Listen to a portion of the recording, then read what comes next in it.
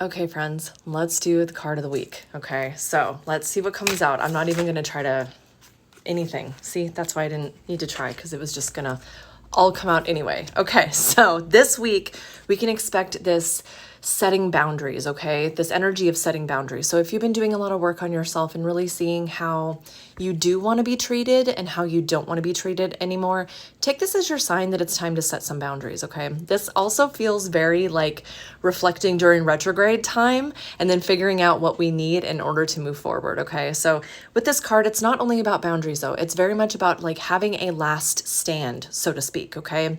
So if you have been experiencing a lot lately, okay, like, yeah, like most people everywhere, right?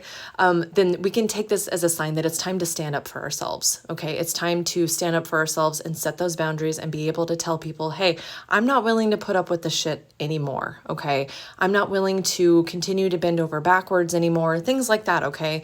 You know, whatever is going on for you specifically, being able to stand up for yourself and not feeling like you always have to cater to whatever someone else is wanting you to cater to, okay? So alternatively, this can also simply be suggesting that, hey, you're at the end of this huge battle in your life, okay? And whenever I say battle, I don't literally mean like, you know, with swords and shit, you know, but being able to take a look at the things that have happened in your life and go, hey, you know what? I have made it through a lot of things. This is the last stand. From here on out, things are going to be different. Things are going to change.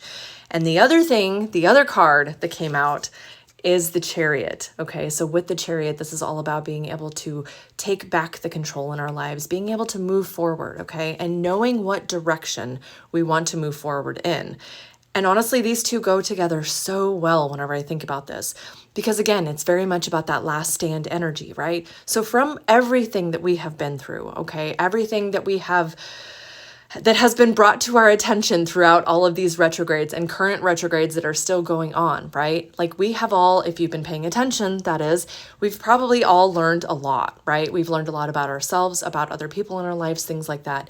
Now is the time to stand up for ourselves and then steer ourselves in the direction we want to go in, okay? So this week it's time to really dive in and figure out what direction you want to go in if you don't already know. So make space for that this week.